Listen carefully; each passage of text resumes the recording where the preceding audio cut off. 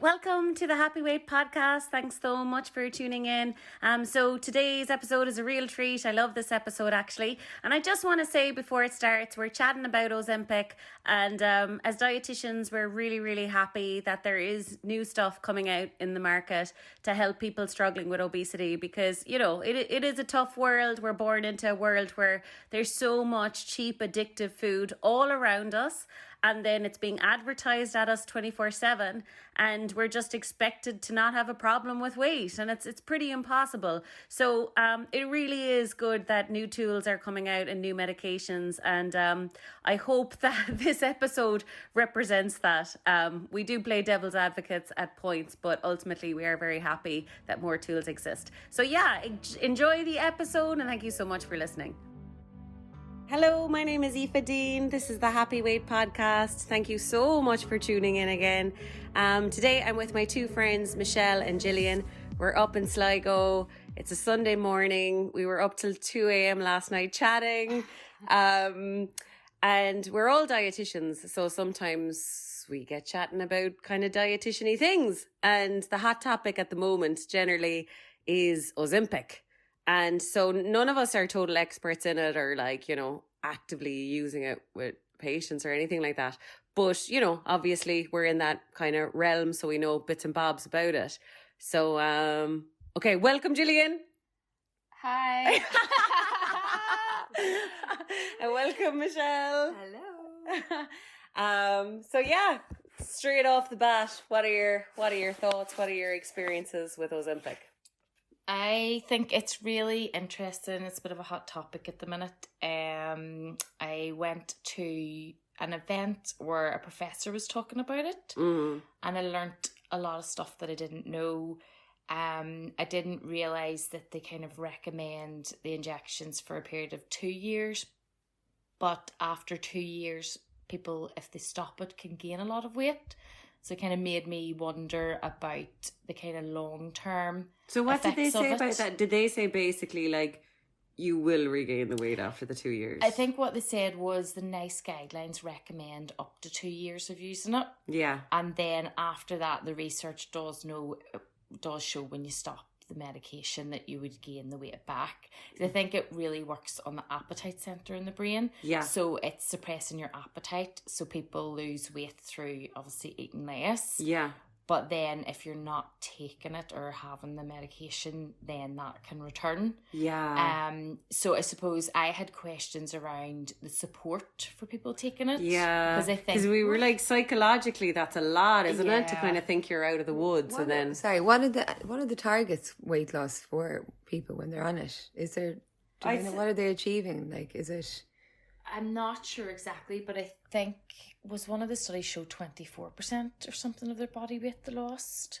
Okay, something like that, but some will lose less. Yeah. So there was a whole graph on responders and non-responders. So there's always people that respond more, obviously, to weight loss treatments versus people that don't. And the people who don't respond, are they like the people who can't tolerate it and go off it, or are there people taking it and it's not working? Both. Ugh. But there's a very small percentage, I think, are non-responders. But it's just important, I think, that that's said to people. There's some people might not respond to it. And I think people are kind of aware of that, because even on TikTok and Instagram, there are some people that are kind of coming forward and saying they tried it and they couldn't deal with the nausea or whatever. And even the person I know who's on Trulicity, which is kind of similar, the dose is all important as well, playing around with the dose and getting all of that right. Yeah. I think it's exciting in the sense of there are more treatments coming out for obesity, but I do think the model of how it's delivered probably needs to be looked at. Yeah. And I would like to think dietitians would be involved, because you still want someone to have a good quality diet and getting all their nutrients and being helped with changing behaviours. Yeah. And that's a lot of people that are probably taking it are just solely focused on weight loss, so it doesn't really matter where the calories are coming from. And just probably delighted with the weight loss. Yeah, exactly. So it doesn't, as long as they see weight dropping, then really the focus on the overall nutritional, their motivation for nutrition, because that's kind of one of the things. Were you saying that the studies kind of show that people are just eating the same diet but less of it? I think that has been shown definitely with bariatric surgery, and I know with like other weight loss medications and things. So I suppose the thing that's coming out in America is that unlicensed places are delivering it, like beauty salons and things like that. So it would make you wonder what support's in place, and are there health professionals involved? Probably not. So I'd be interested to see if it comes into services and what the support system is around the patient. Yeah, because for me it just kind of reinforces my beliefs even more, because I'm just kind of like, I don't think you can sidestep the fact that you need to have a good relationship with your body. You need to genuinely give a crap basically about how it feels, and you want the best for it. And any kind of like quick gimmick that will like manipulate weight loss. I'm not saying that's a quick gimmick, because obviously there's diabetes and all the other sides to it, but I'm just kind of saying anything that's like, haha, I've got my weight loss now, so whatever I eat doesn't matter, and how I treat myself doesn't matter. I'm like, that will always bite you in the bum at some stage. Do you know what I mean? Because the core isn't actually like, I deserve to feel well, I'm grateful for my body, I want to support it, I want it to reach its potential. It's not really coming from that place. It's coming from a place of like, get it then, I suppose what I wonder is if it works in the brain, right, and you have all those issues around food, and like we were talking about this, if binging, for example, is one of the things, looking to lose weight if you have a binge eating disorder isn't recommended. Yeah. So, but I wonder if that part of the brain's targeted and you don't have the same drive to eat. Yeah. Could it potentially help? Yeah. Not longer term, like break those kind of... Yeah, because I was saying that actually, because when I got very sick with ulcerative colitis, like I physically kind of couldn't binge eat. Like I kind of just couldn't. And then it was really good to have that time off from it, to be kind of like, you're breaking the cycle. Yeah, because you're like, this is mental actually. Like that's a mental drive to just go to the cupboards and eat so much I feel uncomfortable. That's kind of like just, okay, now I'm going to run upstairs and I'm going to put so much jumpers on and then jump into a sauna or something. Like that's a weird drive. Yeah. like and I like, cause I was out of it for a little bit. Like I actually did go back binge eating once I was on steroids and meds and stuff again. But it still, I think, was a crack. Planted a seed. It planted a seed. Yeah, exactly. And Michelle, were you saying something like that as well? That like, someone on it and like you query, is it actually helping them with other addictive tendencies or something? Yeah, there's some reported cases from like patients in the US or probably everywhere that are saying that it's helping with other addictions with alcohol and tobacco, I think. But I don't know if they... Because just the reward drives, because it's working on the reward drives in your brain. Yeah. So that would be a nice side effect. But again, it's like, how long term, you can't, people aren't going to stay on this forever. So what happens after they stop taking it, Yeah, I know. And you'd wonder what would happen, like, because we were just saying there in the kitchen, the way kind of overvaluation of shape and weight and stuff kind of underpins most like eating issues, just kind of that thing that like being size 6 is everything, or losing weight is everything. And so you'd wonder like, where would that go, during the 2 years, if you like, especially going back to Gillian's point, if you're not getting the support, like if GPs or whoever are just administering this and then that's all that patients are getting, then how are people going to change anything, And couldn't you say that you technically still could overvaluate your shape, because you could be like, haha, now I'm brilliant because I'm this slim or whatever, and then once you go off it again and you're getting bigger, like those issues haven't changed, that you still think weight and eating is all that's important in life, like that's ultimately the issue. I think the psychological side of anything to do with like eating, like whether it's obesity services or eating disorder services, like it's really, really important, and it's sometimes the bit that's kind of left out or missed. Yeah. But I remember working in London when I worked in like tier 3 services, like there was a psychologist, physical activity specialist and dietitian. That was the obesity service. So something like that where this medication is then within that service could be really beneficial, because you've got an MDT team that's going to look after you. And then you've got that support. So it's like all these headlines are coming out and this injections all over TikTok. people can get it maybe in beauty salons, and then you're like, but the systems aren't in place, or those teams aren't in place to look after people. I know. It's always like, we always say this, the quick fix. Yeah. But the quick fix doesn't work long term. Yeah. Because you need to, as you say, deal with all those issues around food and have support. Totally. I think that is where the problem lies.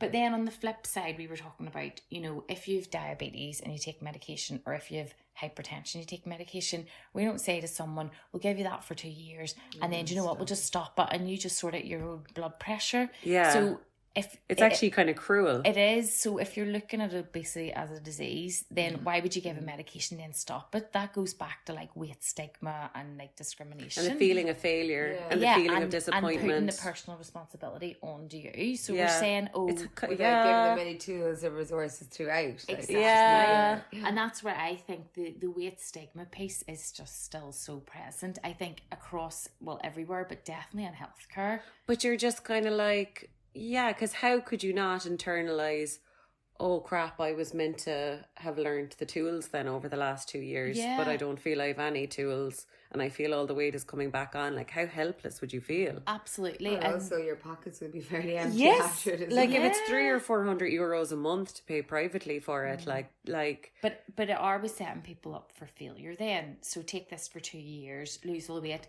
get the big pat on the back. Oh, brilliant! Stop it. Oh, it's all your fault, you put the weight back on. But which is the exact same mindset as dieting, because you know, we've all been there, but like you know, back in the day when you were kind of like, okay, right, I'll lose weight, you know, I'll do whatever it takes to lose weight. The thinking was, I'll do whatever it takes to be slim for the wedding, and then whatever happens. You know what I mean? There was no kind of plan B beyond that. You know, and even one of my clients was saying that about some diet she was on, you know, with the clinics like around Ireland and stuff, and she was saying that you know, it is insinuated that like, oh no, you don't have to do this forever. You know, there's a tiered effect, which is just like the company we all met each other in. It was like, oh no, it's cool. There's a tiered effect. And it's like, no, there isn't. No. There isn't. Everyone's like motivated to drop a load of pounds in some crazy way. Yeah. And then once the novelty of that wears off, you've no other choice but to stay in the crazy way or go back to how you were before the crazy way. Or to jump into something new. That's another new fad. Yeah. Yeah, totally. So then it's kind of like, well, of course, the way you were overeating before is better than facing into month 3 of restrictive eating. Like, of course, you're going to go back to your old ways. Also, those patterns serve a purpose and, you know, have helped you in some way. Like, they serve a purpose until they don't. Yeah. And if you don't have other coping mechanisms, you know, if you take a medication but someone is not helping you with your really stressful, busy life. Exactly. And eating was your coping mechanism. Exactly. It's like that's the piece that we're not delivering. Because when I started doing all the personal development and stuff, like I kind of like really learned that like you have to protect your energy. Like you have to kind of go through the day feeling well. Yeah. And you have to kind of almost set that intention and not give your stress away to stuff or not let people like really aggravate you or whatever. And like I actually thought, well, like with eating, I think that makes a massive difference. Do you know, if you've got like a susceptibility to comfort eating, well then like in a way step 1 isn't nutrition, step 1 is being in comfort. Like ensure that you are in comfort, because you're probably completely aware of the exact mood where okay, now you've gone too far and the only thing you're going to end up doing is overeating. Like you're too stressed or you're too wrecked or you're too whatever, and it's like you're not going to save it at that point. Yeah, if someone has a lifestyle where the food is one of the only things bringing joy or like comfort or pleasure, like just take that away from them, like that's not going to be beneficial. No. And once, you know, like the motivation or the joy of the weight loss goes, like where are they left? I just keep going back to that. I wonder, like, have they done much studies on like the mental health or the general mood of people while they're on the drug as well? Because if it takes away a lot of the pleasure, like our people's, I'd love to know a bit more about that. Like how, you know, maybe they feel more uplifted because you know they don't have that guilt and they're seeing weight loss, or like because they don't have, you know, those pleasure kind of. Yeah, because they're not being driven in the same way. How people... But they probably haven't done studies. I've heard people kind of have to remember to eat. Like you can get really weak. Oh, really? Really? because you've no appetite. Well, that sounds quite like bariatric surgery, unless like sometimes you're having to set an alarm because you need to get the nutrition in. It's like, you know, you need to be keeping an eye on it.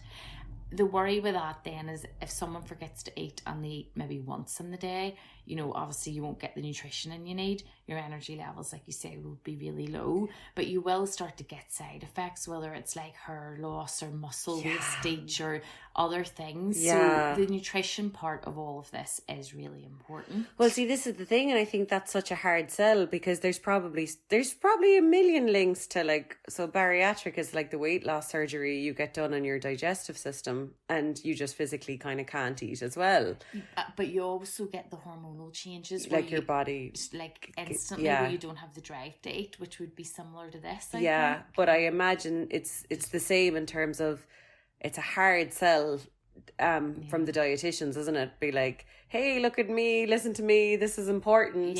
When they're just rocking on with all their surgery effects, they're kind of like, whatever. Well, that's why, like, I don't know about down south, but I know there's like busloads of people going from the north over to Turkey for like all the surgeries, and then they're maybe like $3,000 or something, and that's their hotel and going over. But I've heard they have chartered planes going from Dublin to take people over, but people are turning up with serious complications. I do think there are some good surgeons doing it, but again, I go back to where's the support for any of this? You know, have you spoke to a dietitian? Is there any psychology?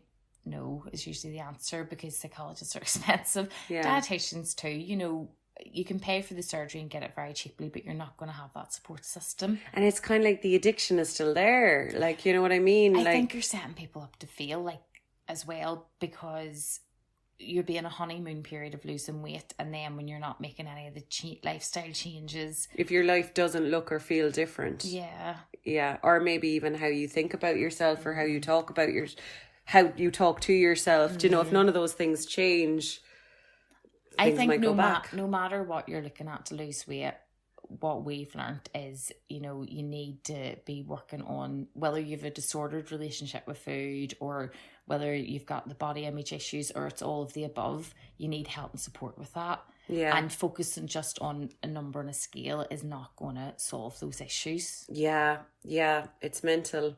And then we were kind of saying the whole environment behind a weight problem is just like, or did you ever see that thing that like what leads to obesity, and it's like the hugest chart ever, like as in the contributing factors, like there's massive. There's so many issues because, you know, it's like obviously the family, the environment, but I just think a lot of times these conversations like the socio-economic status, like poverty, like we're not having those, like we're in a food, you know, economic crisis and everything, but the cost of living and the cost of food, you know, there's so many issues, and sometimes you see these things coming out for obesity and they sound really privileged, and actually a lot of people that need the help, you know, kind of maybe need to go to food banks and survive week to week, and the, you know, so it's so multifaceted. But I totally remember that diagram you're talking about, because it was put up at every single obesity conference, and you were like, okay, where do you even start with this? But that's why there's like, you know, obviously I'm biased, but there's such a place for connected eating, because it's kind of like if you are in a poor family and if, I don't know, pasta or whatever food is put in front of you is kind of what you have for dinner, just anything, no matter what it is, what night, what food, it's like it would be great to eat in a way where you feel well after the meal, basically. Do you know? So no matter what it is, whether it's burger and chips or whether it's fish fingers or anything, that's definitely, you know, the stance. Like I went on this course for raising embodied eaters, because obviously, like, we're dietitians, but as you say, I've got kids, and all the issues that can happen around food, and I just think if you can help kids to listen to their body. Well, embodied is a lovely way of putting it. I haven't heard of that, because I'm like, I can't use the word intuitive because that's kind of like copyrighted and a separate thing, but like embodied is lovely. It's what we do anyway. It's listening to your internal cues, but that embodied eating where the child is really saying, you know, I'm like if I'm hungry and when I'm control. full, they're Yeah, in control. And that's actually, it's funny because myself and Gillian were both listening to the same podcast yesterday morning. The Diaries of a CEO is the Mindy Pels, and a lot of, like, she covered everything from fasting to cycles, and she did talk about that as well with children and how it's so controlled and they have to eat at a certain time, and if you don't eat all your dinner, you know, and it's how wrong that is and how we need to change it, because you know, people need to be in control of their own. If they're not hungry, they shouldn't be sitting down to eat, you know. I know. And think of how we were raised and the messages we were given. Not that, like, our parents totally did the best that they knew, but even they were raised like this, of like, clean your plate. Yeah. Like, eat everything. Yeah. So, you know, those messages, they're subconsciously in you and you find yourself saying them. So that's why I've had to check myself and go, okay, no, like, just let your children trust themselves when they've had enough. And like, kids will have times when they eat too much. We all do.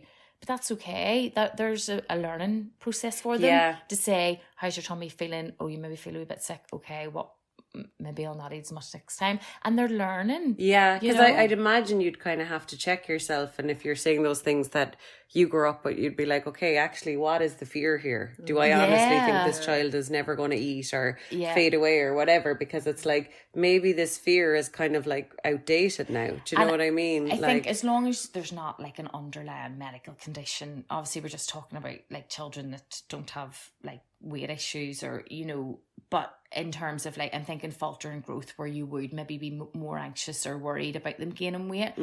But if they just trust that like they can have food and there's no food on a hierarchy as well, like, it takes the desire out. Because the other thing that I was following was about, it was your friend on one of your other podcasts, Katrina. I was just thinking she of her said and about she was putting saying the desserts and stuff out at the same time as the meals. Like, so there's no hierarchy. Okay, and you're not saying eat your broccoli to get your dessert. Yeah. So it kind of goes back to that whole, like, have a bit of what you want, eat when you've had enough, and you're just teaching them to trust their bodies. Yeah, and I think that's like the nicest thing you could do for anyone at any age is trust them, because I've definitely had situations as well where, like, you know, super common that, like, say the mom has always been like slim and into herself or whatever, and then the dad side of the family are like just more well built, like they're just like blocky people or whatever, and then the daughter takes after the dad side, and then so like the daughter is a different figure.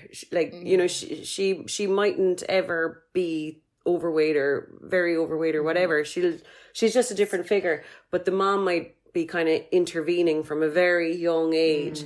And then I'm kind of like, you know, it's horrible to offload fear onto someone. Like if me and Gillian were like basically expressing to you, Michelle, like, we think you're definitely screwed, like your weight is going to get worse. Like, as in, that's a horrible thing to give someone, because it's kind of like, even if there mightn't have been an issue there, but now there will be. It's like, if you're imparting so much fear, and it's like, I think that's the nicest thing you can do for anyone. And I know it's slightly different with kids, but like to kind of trust that they are capable, to trust someone is capable, and that to trust that, you know, their body is maybe telling them different things, you know, at different times or with different foods. And I think that conversation as well comes back to like weight and shape as well with kids, of, you know, bodies come in all shapes and sizes, just like with different heights and with different hair colours and eye colours. And, you know, when conversations happen in school, which they probably will, where somebody's called fat, where you have a conversation of, well, what's wrong with fat? You know, people are different sizes. And you almost take the power away from all of that. Because, you know, size is just size. And it's about having... And it changes. It changes over time as well. And that's normal. Yeah. But I think it's just normalising having those conversations and not being afraid of them as well. Totally. And back to the food thing as well, it's kind of like, you know, the whole like, 3 meals a day. And like, I had a client the other day starting, and she's like, I don't think I've ever not eaten breakfast before leaving the house in my life. She's like, I just don't think I ever have. And I was like, there's a few things about that, because first of all, it's like, it's kind of like, you're not skipping going to the loo if you don't need to go to the loo. Like, if your bladder isn't telling you need to pee and you don't go to the loo, that's not you skipping going to the loo. And equally, if you're like how we feel now, like just totally like full or fed or whatever. Yeah. You're not then skipping a meal if right now it happened to be 1 o'clock. We're not skipping a meal. Like we're fed. Yeah, do you know what I mean? And I know. think the other thing is that you can't live in the 70s and the 2020s at the same time. You can't have a structure where there's like basically the diet of people who were eating like carrots, beef and potato every day, you know, for lunch or I mean for dinner, and then, you know, boiled eggs for breakfast, no takeaways, no restaurants out, less machinery, more walking, more activity. You can't kind of have that meal structure, but then also have Deliveroo with Chinese, bottomless brunches, I know, hen parties. Like you can't live in both worlds. So it's like something has to give. It's kind of like if you ate a load last night, there has to be a little appreciation that that might take your body longer this morning than the people in the 90s or whatever eating beans on toast for supper last night. But that goes Like- back to the embodied eating chat, isn't it? Because that's trusting your body and going, food's available, I can have food whenever I want it. And when my body tells me I am next hungry, I will have something. Which But they it's couldn't do in the but it's 70s also or the whatever. messages, though. I was saying this to Gillian this morning that, like, don't know how many presentations I've given over the years where you go into corporate environments or whatever and you say, you know, you start with breakfast and breakfast is the most important, you know, and that's what we It's used drilled to, and into us. and that's people still, you know, believe. I think people are slowly moving away from it and trusting or having later breakfasts or bigger lunches or skipping it. And I know, like, another big hot topic is the fasting that we were talking about as well, with Mindy Pels. And I do find that really fascinating. I think that concept is something that can be continued on a more longer term basis. Again, you know, What it's kind of important. fast is it, or how many hours? So she or what? talks. She's like 6 different kind of cycles. You know, anything from, was it 12? The first one was like eating between 11 and 7, and I was like thinking that we were discussing this, like that for a lot of people is a really normal way to eat. Essentially, that first one is just you taking a break overnight, and like you say, giving your body time to digest the food, and then getting up the next day and eating when your body's ready for food again. So, like, even calling that fasting, is that just Like, normal eating? exactly, Do you know? exactly. Whereas there are other types for cycles, like she different- might go up to kind of 17 hours and then 20 hours, and she calls them different, like an immune reset, a gut reset, different things like that. But it is, I like, again, it's really important just what people are eating during that fast period, because and I think she does give some guidelines around and what foods are important to eat when you break the fast as well, that it's important whether and at what stage of your cycle, whether it's a fat or a protein and different things. So there is more guidelines. I haven't done it yet. I have friends that are doing it and find it really, really good. And for then I think- energy and clarity and weight management and everything, you know. So I think, But I think you'd be starting off at a pretty good relationship with food to get into fasting, because I was just gonna I kind of say think that, if you've any issues with dieting or binging, fasting is actually promoting the idea of scarcity. It's kind of promoting the idea of I better eat now because it could go away for ages. I totally agree. I think if you've any way, like any disordered relationship with food, I would say fasting isn't for you, because the whole point is about having, say, the regular eating in the sense of that you don't feel deprived or restricted, and it can kind of maintain your, you know, your kind of blood glucose and stuff. I'm thinking more of bingers. You know, if someone's binging and restriction is one of the things that feed into that, you wouldn't go near the fasting. But this is where this is a nuanced conversation, because, you know, I don't think as dietitians you need to have one stance on one thing. You couldn't, and like, this is where these topics and these conversations are happening, and we need to be part of it. But I also think we're really good with working with the individual patient and tailoring what they're doing.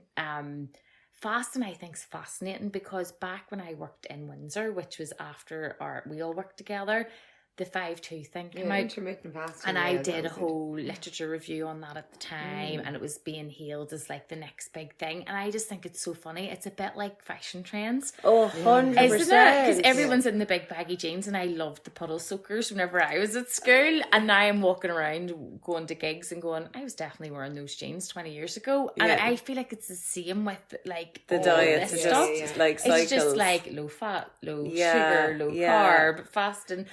But saying that, there is a lot more research and evidence on the fasting. And like, it's like, you know, you know, then the benefits and stuff, like, as in, because that was the same with the shake diet we used to work with. Like, wasn't there something like you'd actually get a little high from a bit of a fast, from ketosis, from the like, and it's the same because when we did the sports module in the masters, you know, for like the athletes training and stuff, like, it just reminds me with the fasting, like, there's always benefits to like testing your body a little bit. Like, this is definitely optimum nutrition talk now, not like disordered eating talk, but like just that whole, like, they'd have days where they train low. So like, as in, train low meant that they wouldn't have had carbs like that day or the day before, just so like that prepares their body so that on race day or whatever, if they go low, their body is quite equipped with it. So they can switch their substrate. Yeah. She talks about metabolic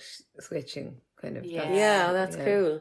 So definitely going to read more on it and see, as you say, there is more and more evidence. And sometimes when I'm reading food diaries, like with my clients, it's like, you know, I'd count up the time between their supper and their brunch or whatever, and it might be like 18 hours or something massive. And I was like, you know, I always joke, like, if I told you first day you'd be doing 18-hour fast, you would have been out the door, you know what I mean? But it's just so happens that's, you know, their body might land on that day. And then the next day they might wake up starved at 7 a.m. But like, as in, like, I don't know, I think our body naturally does do these little breaks as well, you know what I mean? Yeah. Hi, thank you so much for listening. I wonder, could you do me a massive favour and maybe subscribe to this podcast, and click rate and review and rate the podcast. It would help me hugely, and would also help get it in front of people who might need a bit of support with their eating and weight. So thank you so much. Mwah. But what were you saying? Well, About breaking the chain. Yeah. Break the chain. like, do you remember, like, I totally remember, like, the Uni Slims, the Slimming World, the Weight Watchers, and the grannies and the mum and go. Like, and in all your local the halls, chats. and it's so depressing. And it's still like, on, like, it's all still on. Wow. The thing that gets me is that food's called sins. I can't cope with that. But you're also like, that's just terrible psychology, because then, like, I just feel like all the people that I work with are the same as me, that we're all rebels without a cause. So it's like, if you tell us something's bold, we're definitely doing it. Yeah. So it's kind of like, the minute something is a sin, and that's what people are left with, I think. Like, you know, like, basically, I think when you join a weight loss group or whatever, it's like maybe the first year or two you're still enjoying the results, and then after that you're left with this that's the thing that I definitely couldn't eat on, you know, and avocados, God, you can't eat avocados, but they're still eating those things, but they're just left with the remnants of guilt that it used to be X amount of sins. Did you get that a lot? Like, when I used to work in clinic, but I don't, like, the amount of people that would say they'd have the half avocado, like even a small one. Did you get that a lot? Like, that they were obsessed with avocados? Yeah. I had people come to me with personal trainers that said, like, don't eat grapes and don't eat bananas and things. Yeah, like, bananas are another one. There's so many things like that where you think, but I think that's the problem with that it is a problem with calorie counting, because if you're just going a calorie, you're not looking at the quality, and you're not, like, kind of basically like fueling a car, like, as in, maybe if you love that banana and it's exactly what you wanted and it tasted lovely and your belly feels really nice now, you might knock a lot of mileage out of that. Like, you mightn't even be thinking about food for another hour or two, versus wanting a banana, not letting yourself have a banana, having an apple instead, still wanting a banana, and then having a banana and chocolate later or something. You know what I mean? Well, I think that's what some of the research shows, that if you go for the low fat, low sugar diet foods, you tend to eat more of them and be unsatisfied. I definitely used to do that. I used to buy the packet of Special K bars and be like, right, I'll have one of these a day, and then eat all 5. Yeah, because you're not satisfied. No. Whereas if you choose what you want, and then I think we were definitely in that phase of good and bad food. Yeah. Whereas now I'm like, there is no good and bad food. There's obviously food that provides more nutrients, but everything can have a place, and it's more the way you feel about the food. Totally. Like you say, the guilt and the shame. You've been in, you know, whatever club saying, you know, you can't have this bar, but you can have this bar, and then you eat that bar and you feel like crap. And it's like, that's doing more damage to people. Definitely, because it's all still then in your head, versus the analysis, I think, needs to be in your body. Like, we had a lovely breakfast there. Like, Michelle put out for us, like, yogurt and granolas and yummy stuff. And, like, I don't know, I feel lovely after it too. Like, so lovely after it. It's like, that needs to be the analysis. So if every expert in the world told me that I just ate too much, I'm like, well, no, there's no physical evidence for that. Yeah. Like, there's literally I no... feel good in my body. Which would be like saying, oh, you're cold if my skin is feeling warm. It's like, no expert could tell me I'm cold if my skin feels warm. And it's the same with our food. But what I noticed with the good and bad food thing as well is that, like, you know, some of my clients, you know, obviously they need help because they're coming from this diet mentality, and like their beliefs on food, like they presume everyone has those beliefs on food. Yeah. But say all of my clients are all coming from a different dieting background. So one of them will be coming in saying, this food is the worst in the world. Whereas the next client would be like, that food's fine, but this is the worst in the world. Yeah. And then they all kind of think they're right, but like all of it's disordered. Do you know what I mean? Because it's like, there is no, oh yeah, bread is bad for all people in all amounts at all times. Do you know what I mean? Like, or chocolate, or literally any food, you know? I know, but I do think the good and bad thing is so fascinating, as you say, because you do genuinely believe it. Like, I remember being in it and being, like, I think the whole time in London, I don't think I would have had anything with sugar in my house. Wow. I know. Yeah. Really? Yeah. Wow. Like, I would have been really obsessed. I get it, but then, you know, at the same time, if you go out somewhere and then there would be loads of food with sugar, then you would fill your boots. 100%. But that's being in the restrict binge cycle without even knowing you're in it. Well, this is the thing. I think I never ate so much chocolate in my life as the time I kind of decided, right, chocolate is bad. Don't eat chocolate. And it's like, I never ate so much of it. And because then obsessed. You become obsessed. Oh my God, the Nutella. Jeez. And I really can barely look at Nutella now. I went through phases where I could kind of enjoy it from time to time, but now I'm like, man, I can't do it. Like, I always just remember can't. you saying as well, like, thinking peanut butter was good. I can't look at peanut butter anymore. I used to eat but, jars of it. But you were like, I don't even like it. So Yeah. when you put something in the good It was box, bold. you're like, I'm going to eat it just because. And Yeah. you're like, but it's not even, Yeah. you don't even enjoy it. No. It was, but also the whole thing is kind of like, what I learned anyway is like, your body is going to get its hands on carbs. No by the end of the what. week, your body will have found the carbs. So Yeah. you have your choices. You can like eat this kind of like high meat, high fish diet for like 5 days and then have a ton of processed carbohydrates. Like, because, you know, it's kind of like, I don't know, like the rosé or the crisps or the jellies or the takeaways or whatever. So it's like, okay, well now your body has had to get all the carbs of 7 days in 2.5 days through processed forms just because you wouldn't allow yourself of rice during the week or sourdough or whatever. And it's kind of like, at some stage, I think you have to admit the human body does need carbs. Yes, like keto and all those things, you know, great for a little while, whatever. But your body does need carbs. And it's like, you can pretend it doesn't and then eat a load of crap and then miss out on all the nutrients. And I've had clients that are like so unhealthy feeling. Like I remember I had a woman just the end of last year. She had like migraines. She had no energy because she was on that exact diet. She was just like good. Like 2 to 3 protein bars a day, like just a diet super high in processed diet foods and sweeteners and all the rest of it. And then bam, like crisps, you know, sweets, whatever at the weekend. And you're like, you're missing out on a whole area of nutrition in the middle there. You know what I mean? Like the foods that aren't like okay for, they don't tick the box of diet foods for the person and they're not good enough to binge on. It's like, say, baked potato or toast sandwich or... But you know, part of that is all the marketing and the kind of, like, because I know you always talk about like diet industry versus just like the food industry and you're like constantly competing. Yeah. And then I suppose if you go to like the weight loss groups and they're like, oh, we're selling these bars today, they're okay. You know, it's a big money making machine, whether it's the diet industry or food industry, and that's where it comes back to bringing it back to you. Like, what do I want to eat? What feels good in my body? When have I had enough to eat? And trusting yourself.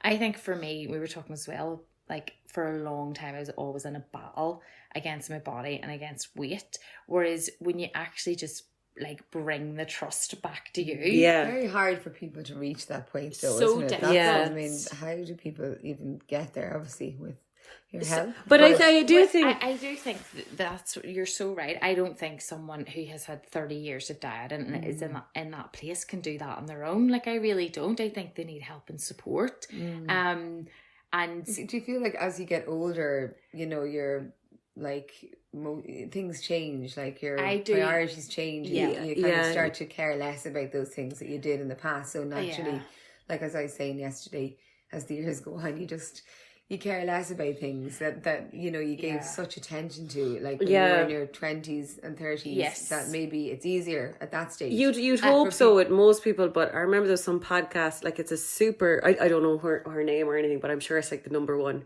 health podcast in Ireland. She's a young girl, and she was like, because you're not going to be doing this stuff when you're in your 60s or whatever. And I was like, I have a lot of clients who are like in their 50s or 60s, so it's kind of like you'd hope so. You'd hope the kind of over evaluation of shape and weight or whatever kind of stops, and then like weirdly when it would stop, you'd actually lose the weight. Is the weird thing. It's kind of like your focus is the thing that's not helping it. It goes back to breaking the chain, and prevention is so much easier. Like, you know, to prevent those things happening in the first place with children is the most important, so that it's much easier to prevent than to change. Like it is, and I think the longer those habits have been embedded, or the longer that's going on, it is really difficult for people. You know, like even I work with people with bariatric surgery, and even if they've had 30 or 40 years of eating a certain way, you don't just have surgery and that stuff changes. You know, you physically can't eat as much, but you still need help with all of that, because your brain is still saying,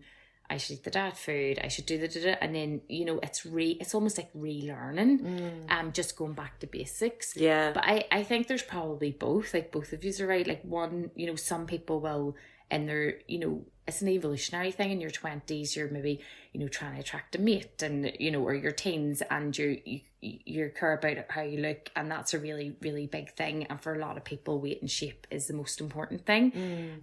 Not saying that goes away and you don't want to attract a mate in 30s, 40s or 50s, but maybe it's not as important in your life because you've maybe got other things going and you on. Also have other values in yourself, and other you know that's not all you have to offer is like hotness or something. You know what I mean? But then there's other people that will just go through their whole life. That thread will just carry through, and if the cycle isn't broken, then how will it change? And one thing I kind of think, that's why I think sometimes it's great to kind of get nutrition out of it in a way, because like you know, like I'm definitely an example of like personal development and all that stuff being enough actually to kind of crack you out of it a little bit, because you know, if you're just kind of almost observing how you're eating and you're kind of like, well, that's weird, like I had to go to bed 4 nights this week super uncomfortable because I was so full, or I had to wake up like, you know, 3 mornings this week with a food hangover. Like at some part, I think if you're building your confidence and self-love and self-worth and all the rest of it, you're like, is that not a bit unfair? Like, is that not a bit unfair that everyone else gets to go to bed like feeling just nice and comfortable, knowing there's loads more food again tomorrow to be enjoyed, and I have to go as full as a frog, looking down the barrel of the gun of there being no food tomorrow and having to be good. Like, as in, it's a bit unfair. I think that is the first step, is about being curious, but stepping back, like in obviously non-judgmental and compassionate way. So exactly what you're saying. It's like, I'm going to just observe this and watch it from this standpoint, without criticism, without self-hatred, self-loathing, criticizing my body. I'm just going to watch what unfolds, take some notes, like see how I feel. Was I hungry? Was I full? How did it go? Without criticizing yourself. I think when you're in the place of like in that battle and it's about the weight, the number and the scales, it's really hard to do that. Totally. So if you take that out of it and you just go to yourself on the day-to-day this week, basis, I'm just going to be really curious. I'm just going to observe. I'm just going to note things down. And then, you know, you might be able to work through that stuff yourself, or you might need help with it. But it's hard to do that if you're always criticizing yourself. Well, this is it, because then you're not maybe open to observing. Because I remember, like, when I worked in I was really overworking myself and everything. And then it's like you'd see ads on all week being kind of like, oh, the M&S 2 meals for a tenner or whatever. Like, you know, it's so luxurious, it's so posh, it's so treating yourself or whatever. And I remember being like, okay, thank you, M&S. I will listen to your advice. I will go get that. And like luckily I was in that kind of assessment mode. And then I was kind of like, okay, I ate the meal for 2 all by myself. And I was like, all the things they said I'd get, I actually don't have them. So, you know, so then I kind of started getting the attitude of like, I'm not saying that's wrong. I'm not saying it's wrong to overeat after an evening or whatever, or after a hard day of work or hard week of work or whatever. I'm just noticing that this isn't giving me the things that they're advertising, or supposedly maybe everyone else gets some amazing feeling after overeating, but I'm actually feeling quite like lethargic, uncomfortable. You know, I'm going to wake up on Saturday morning feeling gross. I'm like, okay, so maybe those ads apply to other people, but not me, you know? So I started kind of being curious that way, that, you know, maybe I'm different. And in both fronts, because I remember also when I was binging at that time, I remember it was such a brilliant eureka moment, because we had a service kitchen, and it's like, it's really like embarrassing, right? Because it was like, so that, you know, they were like posh Eton Gate, what's it called, Belgravia offices, right? And so it was always equipped with, what are you laughing at? I'm laughing at the mackerel. Oh my God, well, that's another story. Yeah. I don't like can eat mackerel here now. It's terrible. But this was bad as well, because it was kind of like, they used, like the building used to restock the crisps and the chocolate bars and the Diet Cokes and the drinks and all the rest of it. I can't even believe they allowed that in the building, in that place. Well, we were in with all accountants and stuff, okay, you see. Right. It wasn't her office. It wasn't just her office. And so then basically, like, sure, like the bowl of chocolate was always obliterated. Like, it was always empty. And then it was awful, because like there was some fat shaming, because I remember my boss being like, I think it's that guy down the hall. Like, I think it's him. And it was me. Like I was like, around 5 o'clock when everyone was gone home or whatever, I was eating like 4 Twixes or 5 Twixes or whatever. But anyway, one day it was a stroke of luck, because I had like the 3 Twixes or 4 Twixes or whatever, and I noticed my belly felt fine.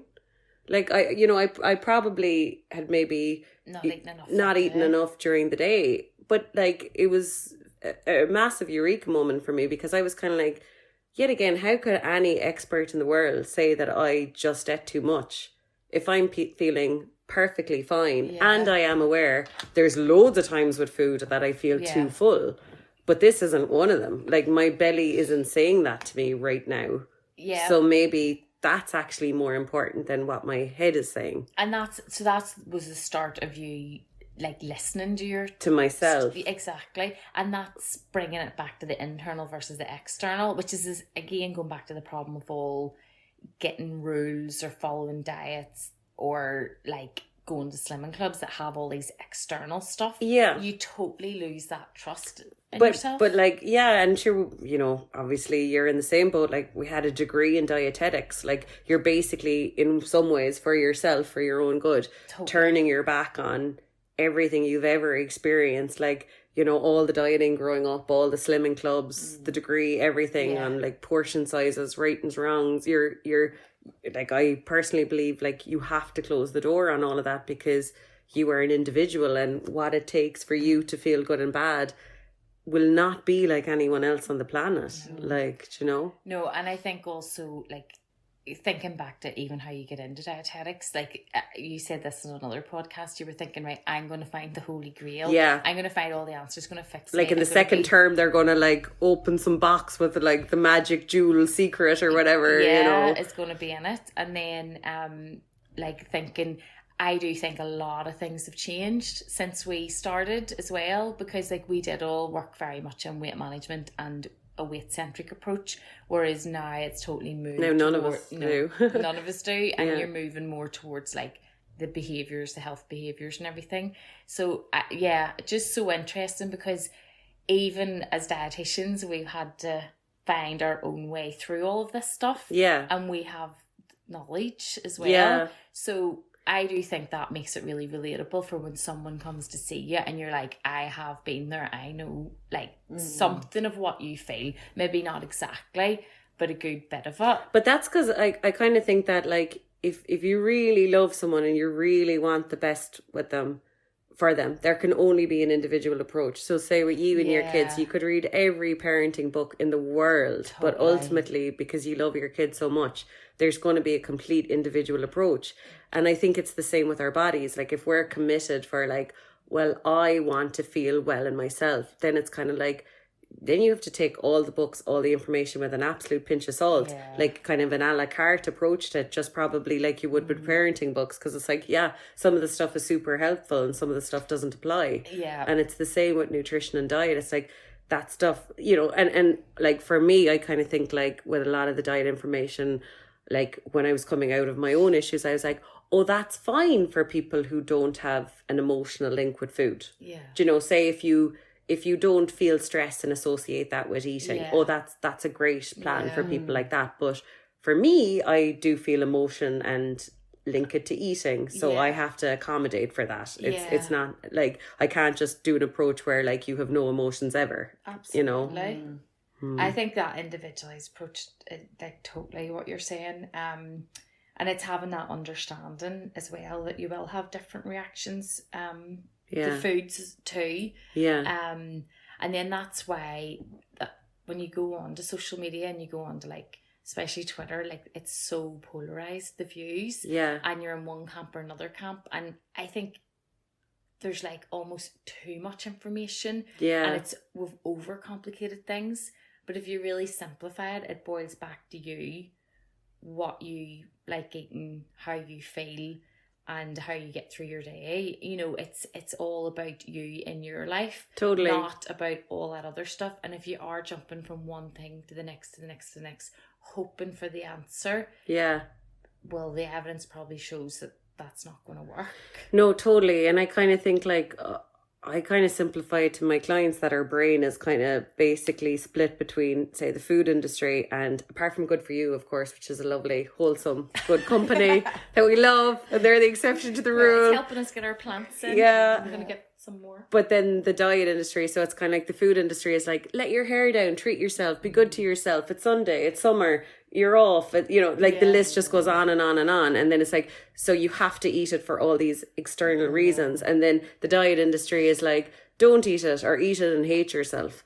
Like that's that option. It's like they're both terrible options. So it's kind of like you say, social media is so split. So, you know, sometimes on social media you're like, you know, there's stuff like, like more takeaway or more burger or whatever, and you're like, that's not it. Like, you know, it's just fundamentally not a fantastic feeling in your body to have a week of loads of takeaways. Like if you've ever experienced a different week with food, you'll know that's not actually a nice feeling to wake up after. So it's kind of like, well, that's not totally true. And then to never ever eat takeaway is also well, it's not realistic either. Yeah, it's not realistic. And sometimes you do fancy it and you go, you have it, and you've only had it, and you kind of go, I felt great. I didn't have to cook tonight. Exactly. like holistically, you know, time wise, effort wise, etc. It paid off. But the mackerel story was, we worked in a place in London, and they were kitting out this Harley Street office, and like, how much were they putting into that office? Like millions, I'd say. It was probably the most prestigious address. It was the most prestigious. Yeah, it was number one Harley, number two Harley Street. And to picture the scene, it was absolutely, everything was pure white. Our boss had OCD. Like he had definitely OCD, didn't he? We wore white overalls. Everything was white. The new carpet. It was like gleaming. It was gorgeous. And then like one day Aoife came in with...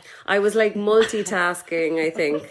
But it was highly dangerous because I had like a plate of probably mackerel and rice cakes. Tinned mackerel. In tomato sauce.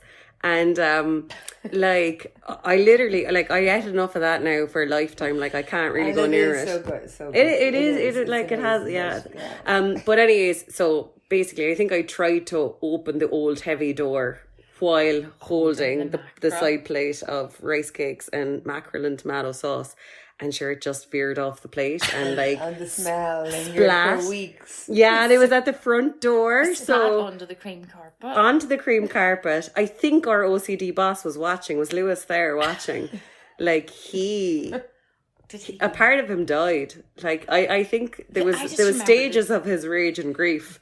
Was there? Oh yeah, I just remember the smell. And then so that was the first thing that confronted every client coming in was the mackerel. That was. It's one of my favourite stories, though. It was so hilarious. funny. Like, Loved it. we just found new and innovative ways to piss him off, I think, every week. Like, it was so funny. But anyways, we've covered a load. Thanks so much, everyone, for listening. Thank you so much, Gillian. You're welcome. Thank you so much, Michelle. You're welcome. Thank you for having us. Yeah, we love thank your you. podcast. Thanks. Thanks, everyone, for listening. Love you loads. Hopefully, I'll see you again. Mwah.